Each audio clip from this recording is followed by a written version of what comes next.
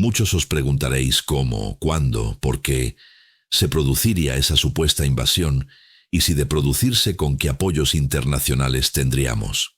Primera parte. El rugido del sur. Capítulo 1. El león despierta. En la primavera de 2028, mientras Europa intentaba sobrevivir a una nueva crisis energética y lidiaba con las secuelas de la guerra en Ucrania, al sur del Mediterráneo se gestaba un desafío inminente. Marruecos, tras una década de crecimiento sostenido, acuerdos militares con potencias emergentes y modernización profunda de sus fuerzas armadas, cambió su doctrina de contención por una estrategia de acción directa. La tensión escaló cuando Marruecos realizó maniobras conjuntas con Israel cerca del Sáhara Occidental. Desde Madrid, el gobierno español exigió explicaciones diplomáticas. Rabat, en cambio, endureció su postura. En una sesión extraordinaria del Congreso, el ministro de Asuntos Exteriores español respondió: «España jamás cederá ni una piedra de Ceuta, Melilla o las Islas Canarias. Cualquier insinuación en contrario será considerada un acto hostil». La réplica marroquí no se hizo esperar. En Rabat, el portavoz del gobierno afirmó: «El proceso de descolonización sigue incompleto. Marruecos no renunciará a su soberanía histórica sobre los enclaves del norte ni sobre el archipiélago canario. La ocupación de estas tierras es una herida abierta en el alma del Magreb». A partir de ese momento, el conflicto dejó de ser diplomático para transformarse en una ofensiva de influencia total. En los medios marroquíes, Ceuta, Melilla y Canarias comenzaron a ser nombradas oficialmente como territorios ocupados. Se emitieron documentales históricos sobre la identidad africana de las islas. En los colegios, los nuevos mapas escolares las incluían dentro del Reino de Marruecos. Las redes sociales fueron inundadas por hashtags como Ceuta libre y Canarias es nuestra, amplificados por miles de cuentas coordinadas. Capítulo 2. El fuego en los foros internacionales. España, en respuesta, acudió a la Unión Europea y a la OTAN. Pero las respuestas fueron tibias.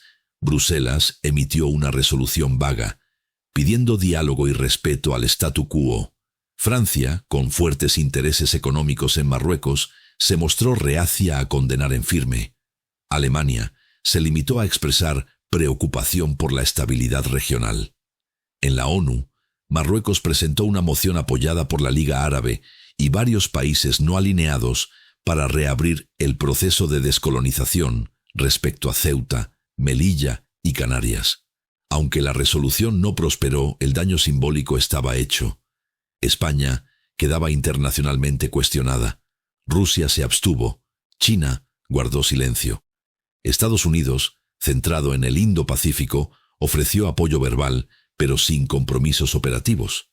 El 6 de mayo, el nuevo monarca marroquí, Mohamed VII, pronunció un discurso que sería la chispa final. La paciencia de Marruecos tiene un límite. Nuestros hermanos en Ceuta, Melilla y Canarias esperan el abrazo de la madre patria. Ya no podemos mirar hacia otro lado mientras nuestros territorios siguen bajo ocupación extranjera. Marruecos actuará con firmeza, con legitimidad y con el apoyo de su pueblo y de la historia. La frontera con Ceuta y Melilla se cerró por motivos sanitarios. El espacio aéreo sobre el estrecho comenzó a ser patrullado por drones armados.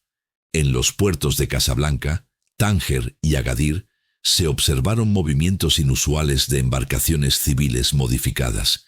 Mientras tanto, informes del CNI alertaban al Consejo de Ministros. Marruecos ha adoptado una postura prebélica. El despliegue logístico supera los niveles normales de disuasión. Pero el gobierno, dividido por tensiones internas, protestas sociales y una economía debilitada, no reaccionó a tiempo. Capítulo 3. Operación Ifriquilla. La madrugada del 7 de junio de 2028 fue testigo del inicio de la mayor ofensiva sobre territorio español desde la Guerra Civil. A las 3:37 am comenzó la operación Ifriquilla. El ataque fue coordinado, simultáneo y quirúrgico. En Ceuta, lanchas rápidas y embarcaciones camufladas como pesqueros cruzaron el estrecho. Al mismo tiempo, células infiltradas en la ciudad, ciudadanos marroquíes nacionalizados, durmientes y redes de inteligencia, sabotearon infraestructuras clave. Las fuerzas marroquíes entraron por mar y tierra, atacando el puerto, la central eléctrica y las instalaciones militares. Melilla vivió algo aún más devastador. Desde el monte Gurugú descendieron columnas de comandos marroquíes en uniforme irregular. Drones suicidas deshabilitaron los radares y los sistemas de comunicación. El aeródromo quedó inutilizado en menos de una hora. Grupos armados se tomaron el control de las estaciones de policía y del Palacio de la Asamblea. El gobierno español declaró el estado de emergencia, pero las comunicaciones eran erráticas y la capacidad de respuesta insuficiente.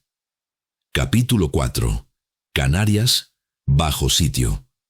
Mientras toda la atención se centraba en el norte de África, la verdadera jugada maestra se desarrollaba en el Atlántico. En las semanas previas, embarcaciones de carga marroquíes con rutas ambiguas se habían acercado de forma reiterada a Fuerteventura, El Hierro y La Graciosa. El 7 de junio, al amanecer, comandos infiltrados desembarcaron desde buques civiles modificados. En cuestión de horas, las islas menores fueron tomadas sin enfrentamiento directo. Sabotajes, ocupación de puertos y control de los centros de comunicaciones. En Fuerteventura, un pequeño destacamento español fue neutralizado sin previo aviso. La señal de socorro se perdió. Se instalaron puestos avanzados marroquíes, declarando que estaban protegiendo a ciudadanos africanos frente a una inminente operación militar española. Los primeros aviones españoles que intentaron acercarse fueron bloqueados por una nube de interferencias electrónicas. La guerra electrónica era total. El archipiélago estaba en disputa, el gobierno paralizado y la OTAN en silencio. Epílogo de la primera parte. La soledad estratégica. La ofensiva marroquí había sido tan fulminante como inesperada. En 72 horas, Ceuta y Melilla quedaron bajo ocupación parcial y Canarias entró en una zona gris de soberanía.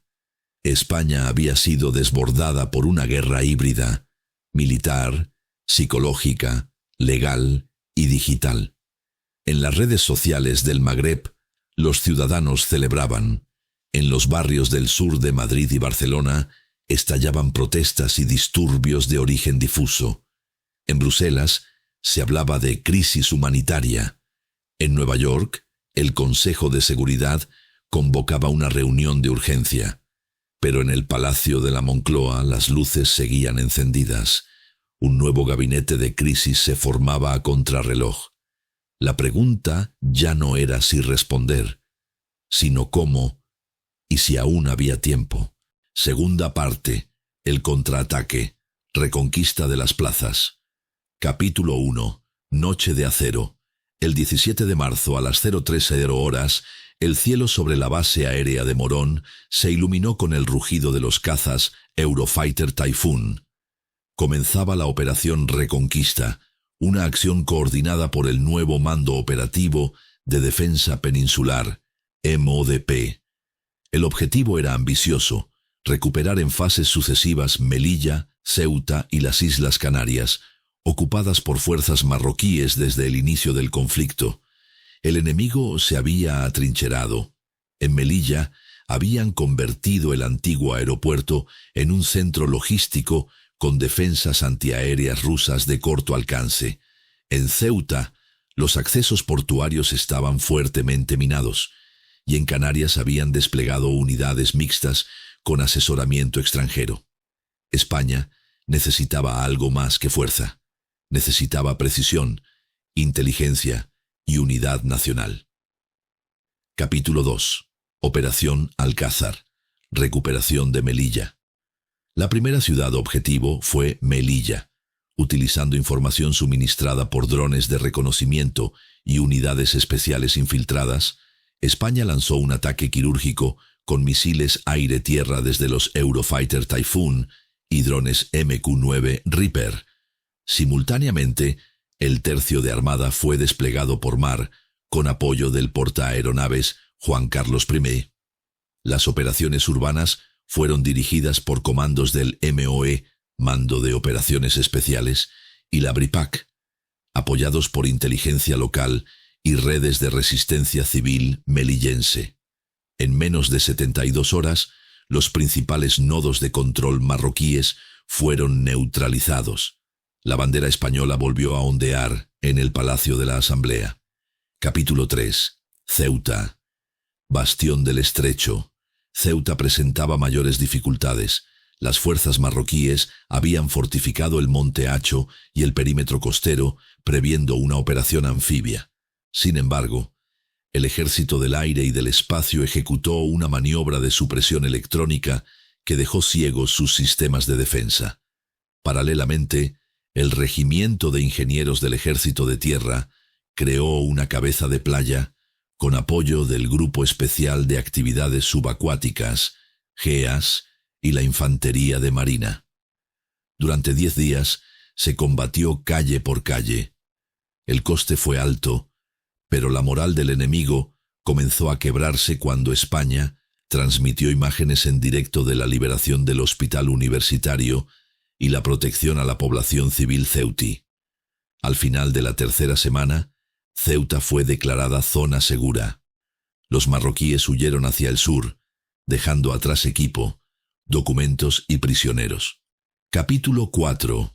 Canarias. El arco atlántico en llamas. La recuperación del archipiélago canario requería una campaña diferente. Marruecos, con apoyo logístico de Turquía y asesoría técnica iraní, había establecido una base aeronaval en Fuerteventura. La respuesta española fue asimétrica. Se activaron células clandestinas de resistencia canaria, entrenadas previamente en Gran Canaria y Tenerife, en coordinación con operaciones especiales, lanzadas desde submarinos S-80 y comandos infiltrados por Salto Halo desde el Juan Carlos I. Al mismo tiempo, el nuevo Comando Aéreo Expedicionario bombardeó los centros logísticos enemigos con precisión quirúrgica. Se neutralizaron estaciones radar, arsenales y unidades móviles. El punto de inflexión llegó con la operación Islas Libres, una ofensiva lanzada simultáneamente en La Palma, Tenerife y Gran Canaria. Los combates duraron 6 días. La población civil fue protegida en refugios subterráneos construidos a toda prisa por ingenieros militares. Finalmente, el 15 de abril, con la rendición del último enclave hostil en Fuerteventura, Canarias fue oficialmente liberada. Capítulo 5. Eco en la ONU. España no está sola. La recuperación de las 3 plazas provocó una onda expansiva geopolítica. Estados Unidos, inicialmente dubitativo, elogió la contención responsable de España. Francia reforzó los Pirineos y Alemania abrió canales de ayuda logística. La OTAN, tras semanas de ambigüedad, aprobó en Bruselas el artículo 5 con una interpretación ampliada para territorios europeos no continentales. La fuerza de reacción rápida aliada se activó en Almería, pero la guerra no había terminado. Capítulo 11. El lobo. Bajo la capa. Pocos días después de la pacificación en Ceuta, Melilla, y del restablecimiento del orden en las ciudades españolas, un apagón masivo sacudió la mitad sur de la península. Córdoba, Sevilla, Málaga, Badajoz y parte de Murcia quedaron sin luz durante más de 48 horas. Los satélites no detectaron misiles. No hubo bombas. Fue otra cosa. Ciberataque, coordinado, profundo, preciso. Los expertos del Mando Conjunto de Ciberdefensa identificaron intrusiones en redes críticas, plantas eléctricas, hospitales, sistemas ferroviarios e incluso en los protocolos de navegación aérea. Había patrones que apuntaban a equipos rusos e iraníes, pero las puertas de entrada estaban en Marruecos. La guerra, ahora, se libraba también en el ciberespacio y las ondas electromagnéticas. Capítulo 12. El león de la yihad. Un vídeo empezó a circular en Telegram, TikTok y canales encriptados. Un hombre encapuchado con fuerte acento norteafricano hablaba desde lo que parecía el desierto del Sáhara. Detrás de él, una bandera negra sin símbolos religiosos explícitos, pero sí con la silueta de Ceuta y Melilla tachadas con una cruz roja. Al-Andalus arde y España sangra. Esto es solo el principio. Somos el león del Magreb y no descansaremos hasta que los herejes sean barridos del sur. Ni sus ejércitos ni su democracia podrida nos detendrán. Lo próximo será inesperado. El vídeo fue borrado, pero ya se había difundido a millones. La psicosis informativa volvió. El enemigo se reconfiguraba, y esta vez era una hidra con 1000 cabezas, comandos desperdigados, lobos solitarios, sabotajes, ataques cibernéticos y narrativas de victimismo impulsadas por medios afines al régimen marroquí. Capítulo 13. La quinta columna. El CNI entregó al Consejo de Seguridad Nacional un informe urgente. Más de 250 individuos, muchos de ellos nacionalizados, formaban parte de una red logístico-financiera clandestina con tentáculos en Francia, Bélgica y Alemania. Estas células no actuaban como terroristas convencionales. Financiaban, reclutaban, corrompían, sembraban desinformación, hackeaban y esperaban el momento. Algunos habían infiltrado ONGs, sindicatos, asociaciones religiosas y hasta partidos políticos menores.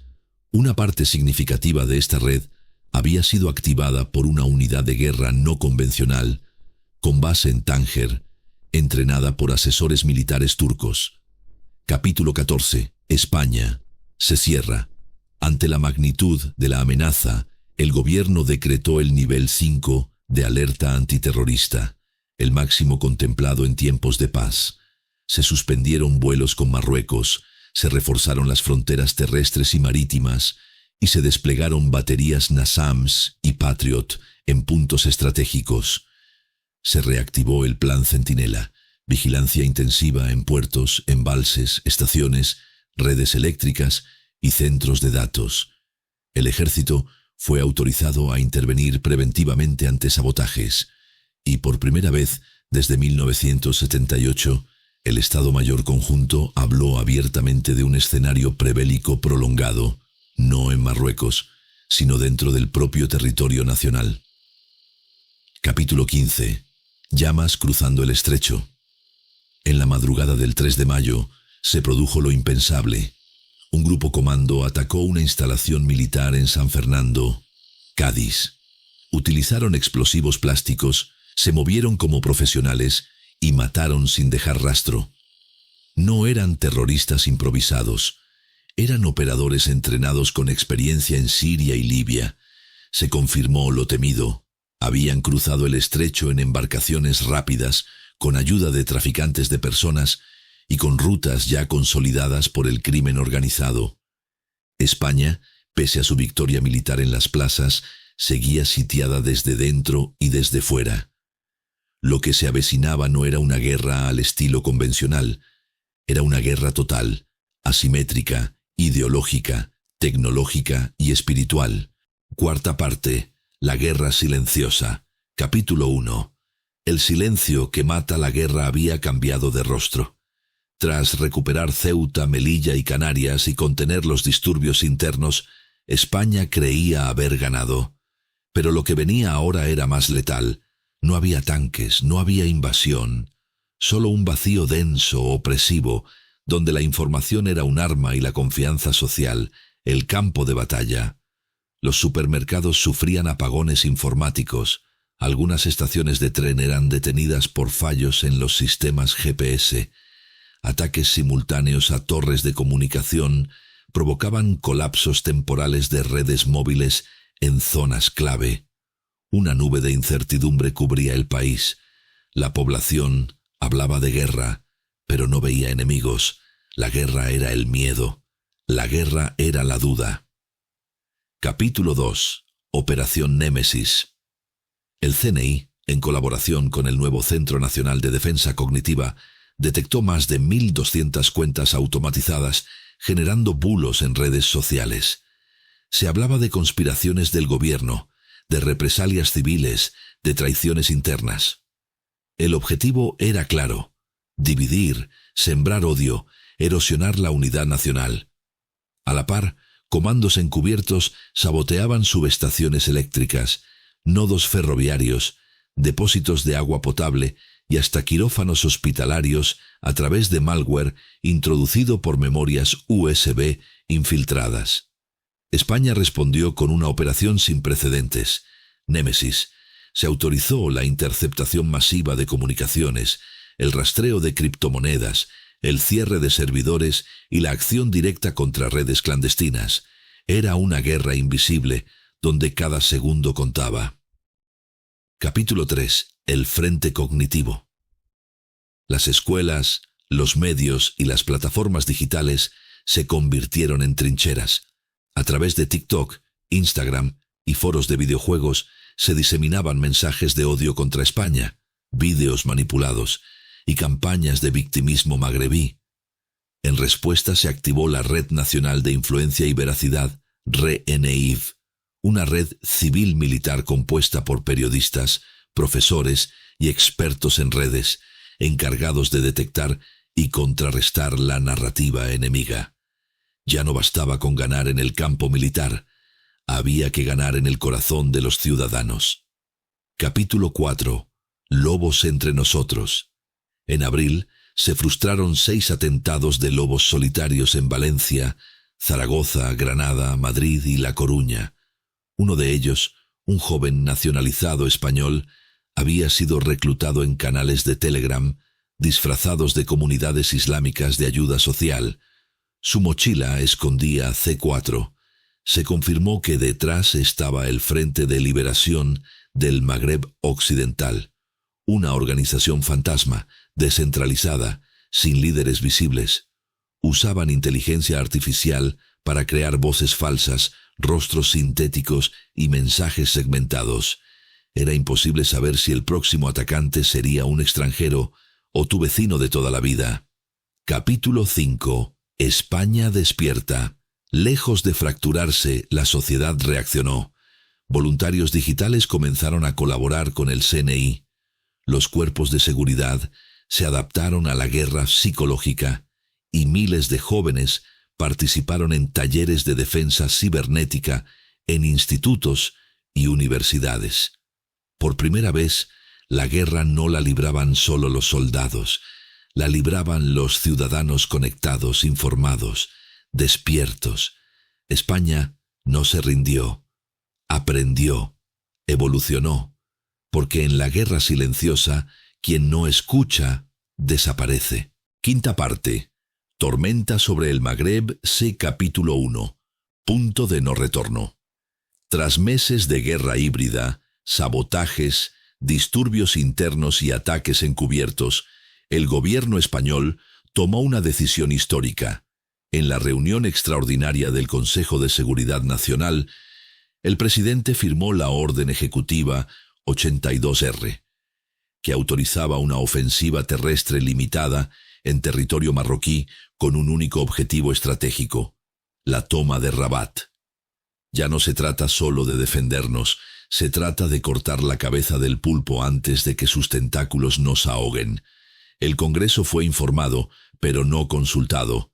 La decisión se tomó bajo secreto de Estado y con respaldo total del Estado Mayor de la Defensa. Capítulo 2. El eje saharaui.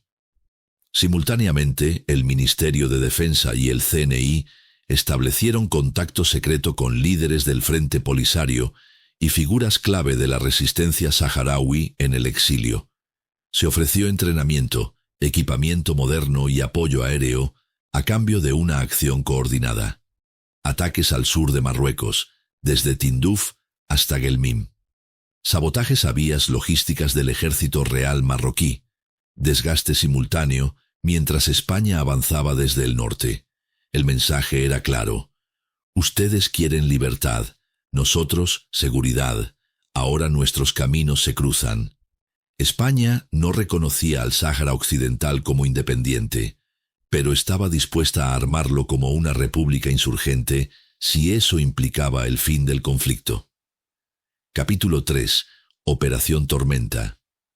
El 12 de julio, a las 04:00 horas, comenzó la Operación Tormenta.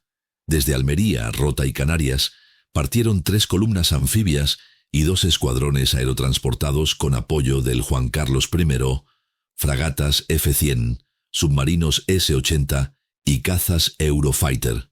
Objetivos iniciales: tomar Tánger y Tetuán, para cortar el norte y distraer al alto mando marroquí. Desplegar paracaidistas en el eje Fez-Meknès, para bloquear refuerzos. Avanzar desde el este hacia Rabat, en coordinación con el levantamiento saharaui en el sur. Mientras tanto, drones armados MQ-9 y F-18 atacaban radares, convoyes blindados y depósitos de armas en rutas críticas. Capítulo 4. Caída de Tánger. Resistencia en Fez. El primer éxito llegó rápido. Tánger cayó en 48 horas y Tetuán fue asegurada tras intensos combates urbanos. La población civil marroquí, cansada del conflicto, comenzó a abandonar zonas de combate en masa. Muchos se rendían, otros huían. Pero en Fez, las fuerzas marroquíes ofrecieron fuerte resistencia. Tropas élite entrenadas en Turquía y apoyadas por milicianos islamistas detuvieron el avance español durante días. Los combates en las ruinas de la Medina se convirtieron en un símbolo de la tenacidad del enemigo. La guerra no sería fácil, y Rabat estaba aún lejos. Capítulo 5. Llamas desde el Sáhara. En el sur, los saharauis avanzaron como una marea.